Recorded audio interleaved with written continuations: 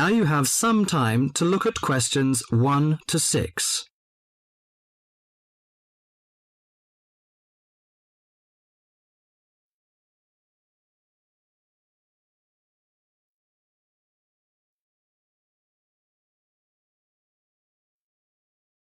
Now listen to the talk and answer the questions 1 to 6.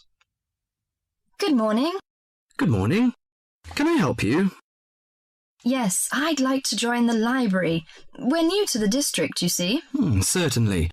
Well, all we need is some sort of identification with your name and address on it. Oh dear. We just moved, you see, and everything has my old address. A driving license, perhaps? No, I don't drive. Your husband's would do. Yes, but his license will still have the old address on it. Perhaps you have a letter addressed to you at your new house. No, I'm afraid not. We've only been there a few days, you see, and no one's written to us yet. What about your bank book? That's just the same. Oh dear, and I did want to get some books out this weekend. We're going on holiday to relax after the move, you see, and I wanted to take something with me to read. Well, I'm sorry, but we can't possibly issue tickets without some form of identification. What about your passport? What? Oh, yes, how silly of me. I've just got a new one, and it does have our new address. I've just been to book our air ticket, so I have it on me. Well, that's all right.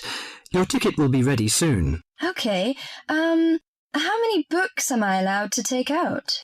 You can take 4 books out at a time, and you can also get 2 tickets to take out 3 magazines or periodicals. Newspapers, I'm afraid, can't be taken out. Oh, that's fine. Do you have a record library? Some libraries do, I know. Yes, we do. You have to pay a deposit of $5 in case you damage them, but that entitles you to take out 2 records at a time. That's good. Could you show me where your history and biography sections are, please? Yes, just over there to your right. If there's any particular book you want, you can look it up in the catalogue, which you'll find just around the corner. You can also find a touchscreen information service on level 2. Thank you. Oh, and how long am I allowed to keep the books for? Well, the normal loan period is 3 weeks, with 2 weeks extension. Oh dear. We're going away for 4 weeks. Can I renew them now? I'm afraid not. You must do that at the end of 3 weeks. I see. Thank you very much.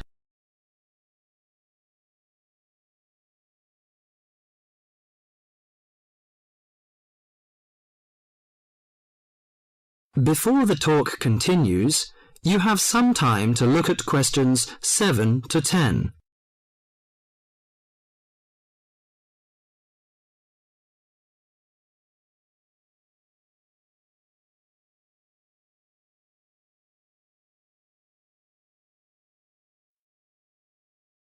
Now listen to the talk and answer the questions 7 to 10.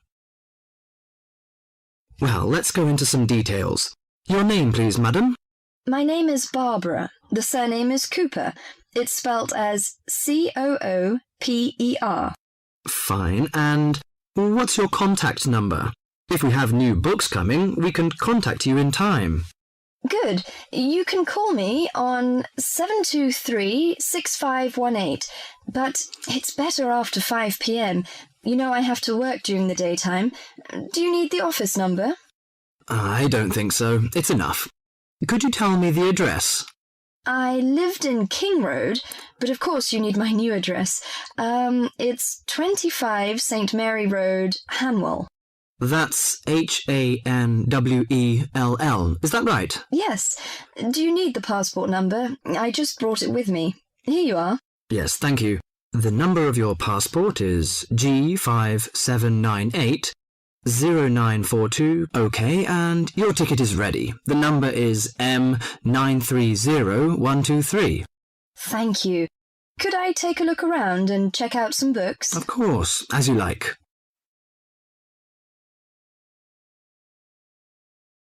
That is the end of part 1. You now have half a minute to check your answers.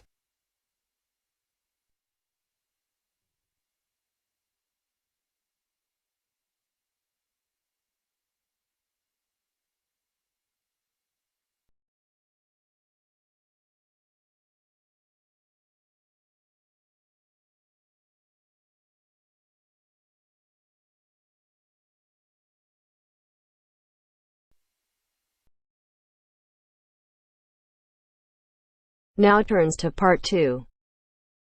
Part 2. You will hear a job interview. First, you have some time to look at questions 11 to 15.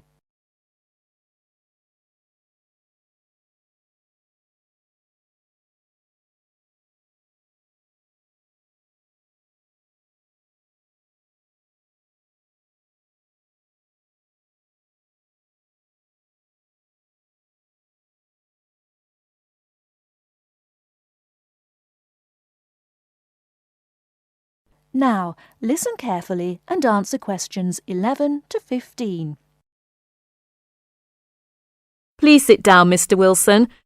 My name's Jane Smith, and I'm the personnel manager. Hello, how do you do? Now, this is just a short preliminary interview. I'd like to talk about your present job and what you've done up till now. Yes, of course. Well, could you tell me how long you've had your present position in evening news? It is evening news, isn't it? Yes, that's right. I'm not sure. Let's see. I left university in 2002. Is that right? Yes, 2002. Then I was unemployed for about 2 months. And then I travelled round Britain for a few weeks. So it must be more than 3 years now, in fact. Yes. And have you any particular reason for wanting to change your job? I mean, why do you want to move? Well, I actually like my present job and still find it interesting. The salary's okay, so it's nothing to do with money, though you can always do with more. I suppose the thing is that I'm really very ambitious and keen to get promoted, so that's the real reason. You say you like your job. Can you tell me what aspect you like most? Oh dear, that's difficult. There are so many things. My colleagues are quite nice to go along with, so there's a good cooperative atmosphere, and compared to other presses, the working conditions are great. I mean, the office itself is good. Yes. And then there's the fact that as a journalist, I regularly write articles about what is happening at home or in the world. So I have to make decisions. I must be responsible for what I have written. You know, that's what I really like most about the job. They give me lots of room for initiative. Yes. Well, we're looking for someone who isn't a clock watcher and who isn't too concerned about working fairly long hours. Oh, I don't mind that. I'm used to it. I often work irregular hours. I was very often made to work at night.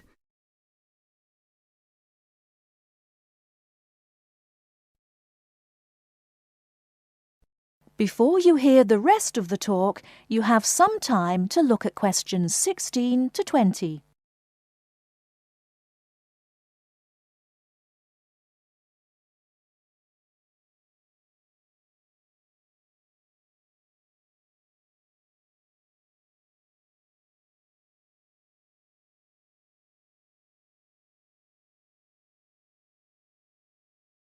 Now listen and answer questions 16 to 20.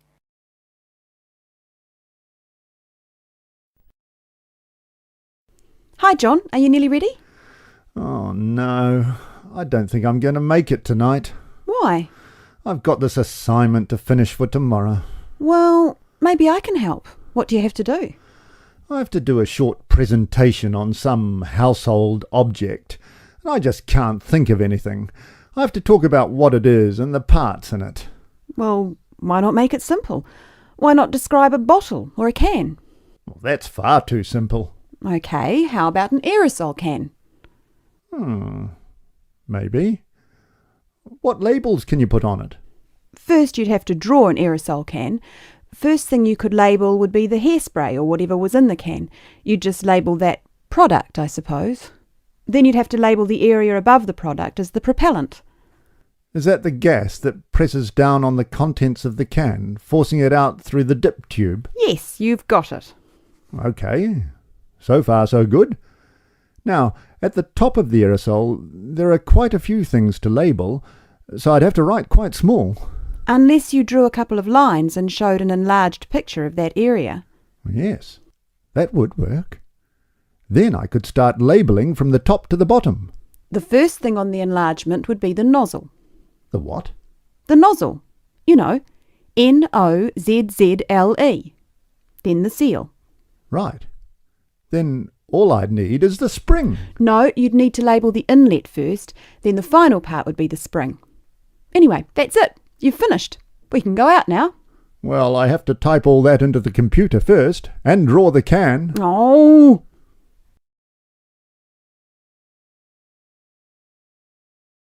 That is the end of part 2. You now have half a minute to check your answers.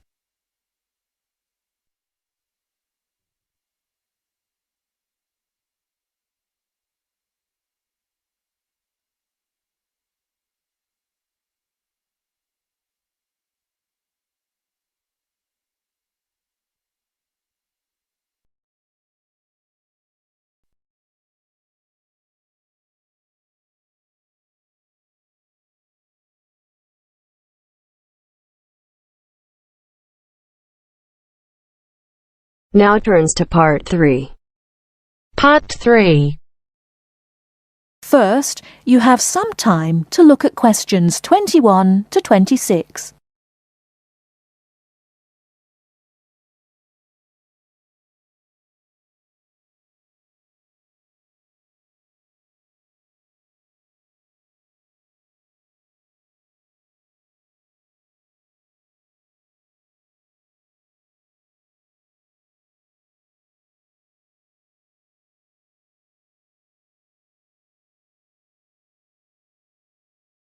Now listen carefully and answer questions 21 to 26.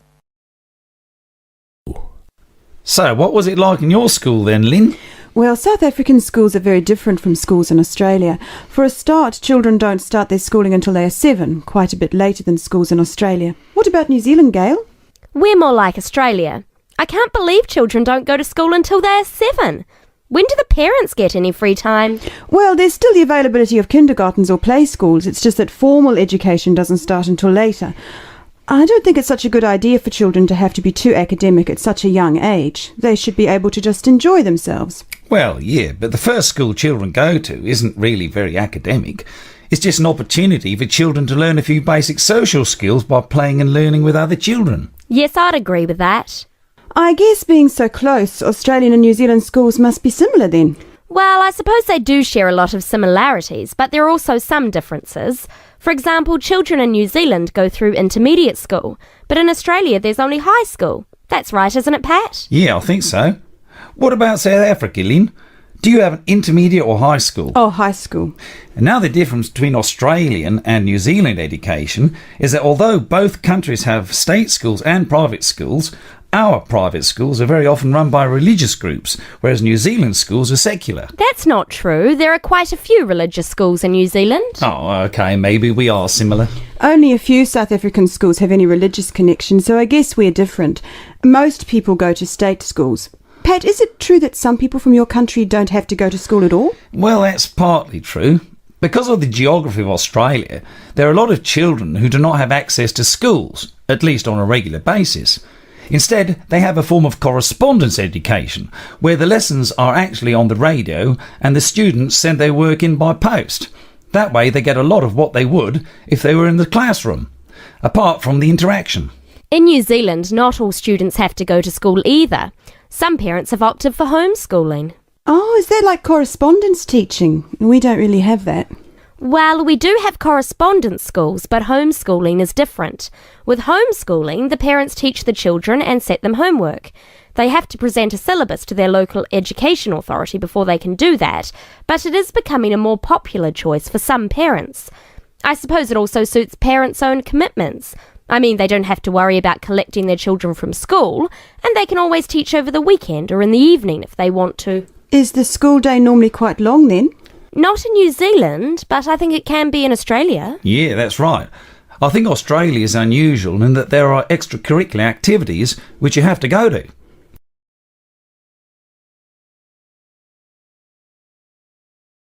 Before you hear the rest of the talk, you have some time to look at questions 27 to 30.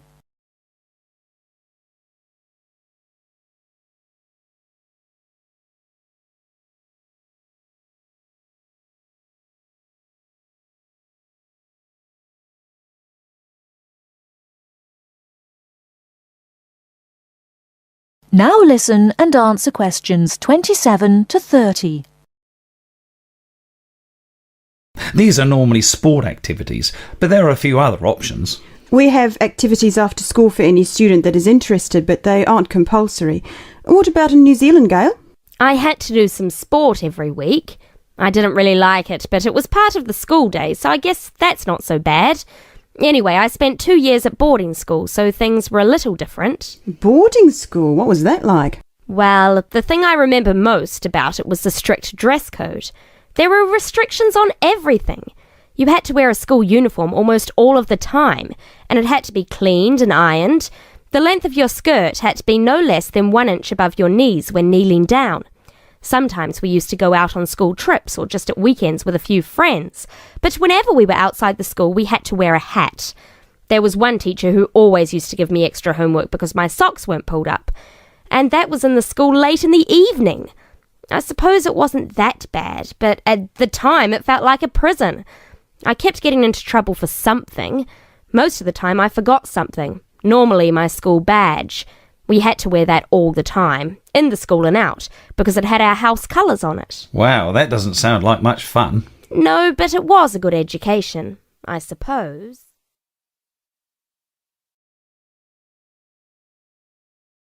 That is the end of part 3. You now have half a minute to check your answers.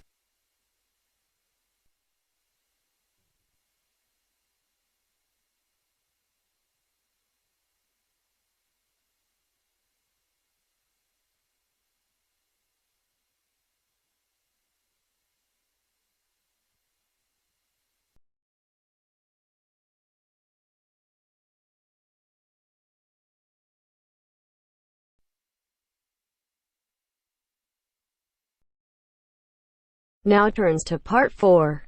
Part 4. You will hear a lecturer talking about dust storms.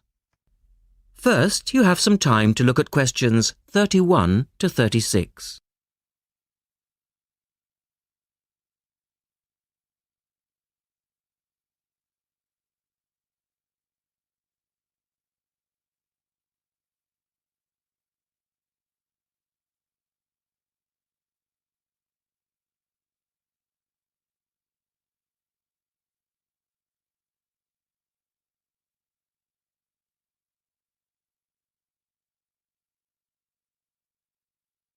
Now listen carefully and answer questions 31 to 36. In the last lecture, we looked at the adverse effects of desert dust on global climate. Today, we're going to examine more closely what causes dust storms and what other effects they can have. As you know, dust storms have always been a feature of desert climates, but what we want to focus on today is the extent to which human activity is causing them. And it's this trend that I want to look at, because it has wide-ranging implications. So, what are these human activities? Well, there are two main types that affect the wind erosion process, and thus the frequency of dust storms. There are activities that break up naturally wind-resistant surfaces, such as off-road vehicle use and construction. And there are those that remove protective vegetation cover from soils, for example, mainly farming and drainage. In many cases, the two effects occur simultaneously, which adds to the problem. Let's look at some real examples and see what I'm talking about. Perhaps the best-known example of agricultural impact on desert dust is the creation of the USA's Dust Bowl in the 1930s. The dramatic rise in the number of dust storms during the latter part of that decade was the result of farmers mismanaging their land. In fact, choking dust storms became so commonplace that the decade became known as the Dirty 30s. Researchers observed a similar but more prolonged increase in dustiness in West Africa between the 1960s and the 1980s, when the frequency of the storms rose to 80 a year, and the dust was so thick that visibility was reduced to 1,000 meters. This was a hazard to pilots and road users. In places like Arizona, The most dangerous dust clouds are those generated by dry thunderstorms. Here, this type of storm is so common that the problem inspired officials to develop an alert system to warn people of oncoming thunderstorms. When this dust is deposited, it causes all sorts of problems for machine operators. It can penetrate the smallest nooks and crannies and play havoc with the way things operate, because most of the dust is made up of quartz, which is very hard. Another example. The concentration of dust originating from the Sahara has risen steadily since the mid-1960s.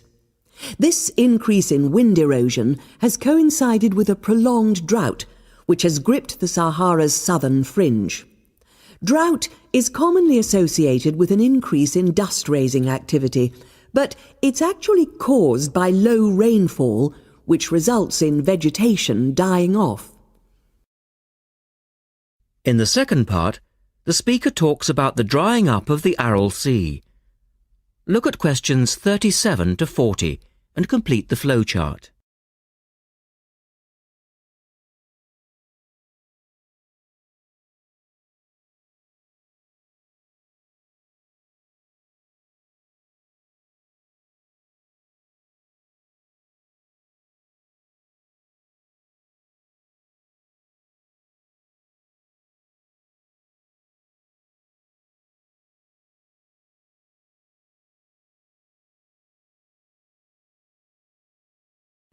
One of the foremost examples of modern human-induced environmental degradation is the drying up of the Aral Sea in Central Asia. Its ecological demise dates from the 1950s, when intensive irrigation began in the then Central Asian republics of the USSR. This produced a dramatic decline in the volume of water entering the sea from its two major tributaries.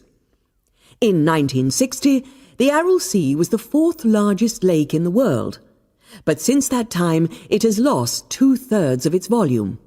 Its surface area has halved, and its water level has dropped by more than 216 metres. A knock-on effect of this ecological disaster has been the release of significant new sources of wind-blown material as the water level has dropped. And the problems don't stop there. The salinity of the lake has increased so that it is now virtually the same as seawater. This means that the material that is blown from the dry bed of the Aral Sea is highly saline. Scientists believe it is adversely affecting crops around the sea because salts are toxic to plants. This shows that dust storms have numerous consequences beyond their effects on climate, both for the workings of environmental systems and for people living in drylands. That is the end of part 4.